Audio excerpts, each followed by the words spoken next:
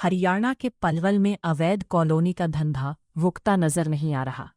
हालात ये है कि आम आदमी को अपने झांसे में लेकर सब जबाग दिखाकर प्रॉपर्टी डीलर उनके खून पसीने की कमाई लूटने के बाद दूसरी कॉलोनी काटने की तैयारी में जुट जाते हैं।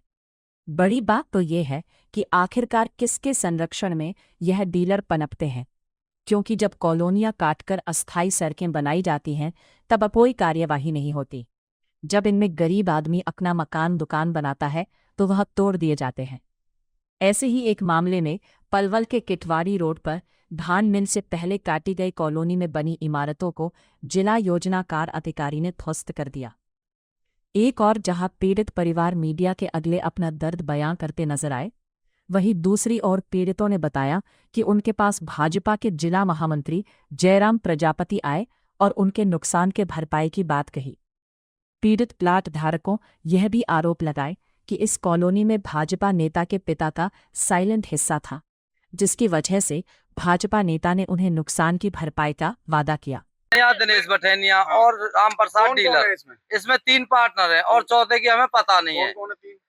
ये राम प्रसाद और दिनेश बठेनिया, राजेश बठेनिया। राम प्रसाद जी कौन है? राम प्रसाद जी डीलर हैं। कौन है? जयराम का क्या लाता है? जयराम उसका लड़का है जी। किसका? राम प्रसाद का।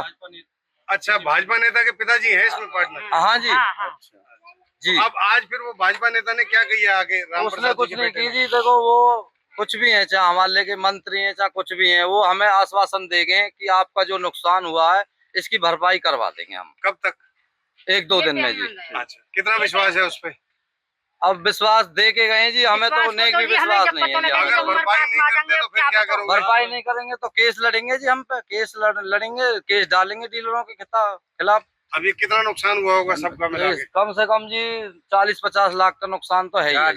मेरे सवरे देवर की दुकान तोड़ दी है। 33 गज जगह ली थी हमने 12 लाख की, और 6 लाख रुपए उसमें लगा दिए, सारी दुकान तोड़ दी। अब आश्वासन देने कौन आया था? अब वो आए थे जयराम। जयराम कौन से, जो भाजपा नेता है? अब पता नहीं हमें तो। क्या कहा उन्होंने? उन्होंने कहा था कि हम तुम्हारा वो दंगे जो लगा हुआ है इसमें वो करेंगे जब वो पार्टनर नहीं लगे। पता नहीं जी, हमें तो अनपढ़ आदमी है, हमें नहीं पता। हम तो गरीब आदमी है, हमने अपनी चीज बत रख के नहीं है, सबरी भैंस को बेच के नहीं है जब जगह ली थी। अब जयराम पे कितना विश्वास है आपको?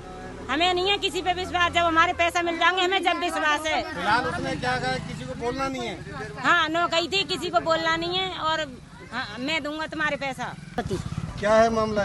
ये मामला, मेरे तो लड़का ने दुकान बनाई अपनी बहू की चीज बत बेच के, भैंस कटिया बेच के मेरे बेटा ने लाई के 2 रोटी को रोजगार बनाऊंगो। वो रोजगार भी खत्म कर दियो मेरे तो बालक को। मेरे बालक सारो कटो पिटो पर 3 जगह थे ऑपरेशन हुए पड़े मेरे बालक के हैं। अब क्या करूं बताओ? टूटने के बाद कोई आया आपको? कुछ कोई नहीं आया। कोई नहीं आयो, बस सब जयराम आयो। जयराम आयो। जयराम को तसल्ली देगा। जयराम जो तुम्हारा टूटा तसल्ली हम तो जब मानेंगे जब हमारे हाथ में आ जाओगे। हम क्या तसल्ली माने? ऐसे तो सब लोग कह के जाते हैं।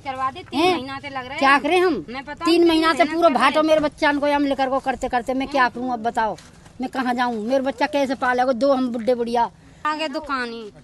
ये डीलर ने आ गए जी। अच्छा, 6 नंबर की दुकान थी मेरी। कितने मिली थी? मैंने 12 लाख में ली। अच्छा, फिर और 6-7 लाख रुपए लगा चुके हैं। किससे ली थी? बठेनिया से ली थी। अच्छा, दिनेश बठेनिया से। आज कौन आया था? आज तो ये आए थे प्रजापति। ये अच्छा, जयराम क्या कह गए? ये कह गए अब तुम्हारी भरपाई करूंगा, ये करूंगा वो करूंगा। अब तो कर दे। और से ली थी तो भरपाई ये क्यों करेगा? क्यों करेंगे जी? हम तो कल वहाँ पे गए थे राजेश बठेनिया के पास, वहाँ ने भी भगा देना को इनसे लाइए वहाँ पे जाओ, ये बोला था उन्होंने। अपनी ऑफिस से लिखा दे। किसने? राजेश बठेनिया ने। जब ये टूट रही थी तब कोई आया था नेता? नहीं, कोई नहीं आया, कोई नहीं आया, कोई नहीं आया, कोई नहीं आया। जब टूटने के बाद आए? कोई तक नहीं आए थे, कोई ना आया। अपने ऑफिस को लॉक लगा लगा के फरार हो गए, कोई नहीं आया। जब हमारी संवाददाता ने भाजपा महामंत्री जयराम प्रजापति से इस बारे में जानकारी लेनी चाहिए तो उन्होंने कहा, मैंने सामाजिक तौर पर डीलर और प्लाट धारकों का आपसी तालमेल बना नुकसान की भरपाई की मदद करने के प्रयास के लिए यह बात प्लाट धारकों को कही है, जबकि उनका कॉलोनी से कोई लेना देना नहीं है। अभी नेताजी से यह पूछा जाए कि पलवल में 100 से ऊपर ऐसी अवैध कॉलोनी में तोड़फोड़ हुई, अब तक वह कितनी कॉलोनी में इस तालमेल के लिए सामाजिक तौर से प्लाट धारकों से मिलने गए। सर मेरा इस मामले में कोई लेना देना नहीं है, ठीक है ना। तो ये है कि बदनाम करने की राजनीतिक लोगों को कोशिश की जाती है कुछ लोगों के द्वारा। बाकी ये है कि हाँ ये जरूर है कि ये गलत हुआ है, ऐसा नहीं होना चाहिए था। मैं सबके साथ हूँ, ठीक है।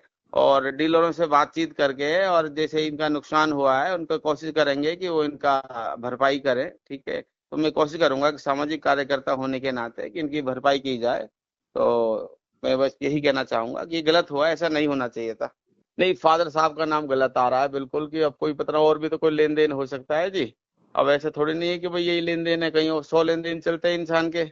बहरहाल बड़ी बात तो यह है कि इन प्रॉपर्टी डीलर के चंगुल में फंसकर गरीब आदमी अक्सर अपने जीवन भर की पूंजी को लूटाकर प्रशासन और सरकार को कोसने के अलावा कुछ नहीं कर पाता।